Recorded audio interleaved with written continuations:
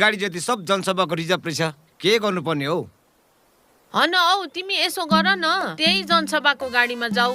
बजारमा गएर झन्डा बोकेर जिन्दाबाद मुर्दाबाद गर, त्यहाँदेखि सिधै ब्याङ्क जाऊ, बुझ्यौ? त्यहाँबाट ब्याङ्कबाट फर्केर फेरि झन्डा बोकेर जिन्दाबाद मुर्दाबाद गर, फ्रीको मासु भात खाऊ। त्यही गाडीमा फर्केर आऊ।